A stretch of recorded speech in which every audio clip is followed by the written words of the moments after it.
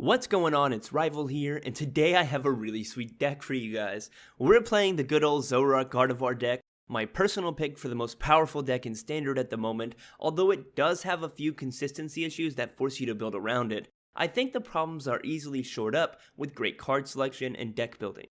Furthermore, I think this is just a great deck that can win at every level of competition.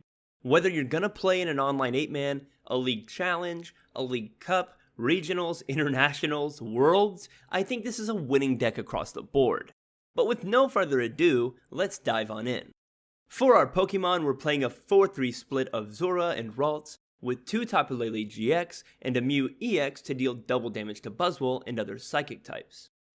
That wraps up our basics. Now down below we have the typical 4 Zoroark-GXs with 2 Gardevoir-GXs and 1 Gallade for its powerful premonition ability that lets us set up our draws at the end of the turn, or set up a trade with our Zoroarks, ensuring that we will almost never draw dead. Add in the fact that it hits for double damage against opposing Zoroarks, and you've got yourself a no-brainer inclusion in the deck. Moving on to our supporters, we have 3 Bridget to make sure that between that and Tapu Lele, most of our turn 1 plays will be to use her and set up our bench. After that, we have 2 Guzma, a card seeing play in almost 90% of all decks. In fact, I can't even think of one deck that doesn't play a single copy. Onto our utility supporters, 1 copy of Mallow, which allows us to put 2 cards from our library onto the top of our deck, which we will almost certainly draw immediately with a trade from Zoroark.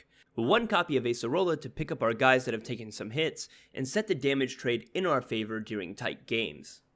Now for the item cards, 4 copies of Ultra Ball, 4 puzzles to bring back key cards and energy in a tight spot, 3 copies of Rare Candy due to our lack of Kirlia making it literally impossible to evolve our Ralts into Gardevoir without it, 2 copies of Floatstone to set up our actives, 2 Field Blower, 1 copy of Max Potion as an almost pseudo Acerola that leaves the Pokemon in play but discards the energy, 1 copy of Evo Soda, and our only stadium card, 1 copy of Parallel City.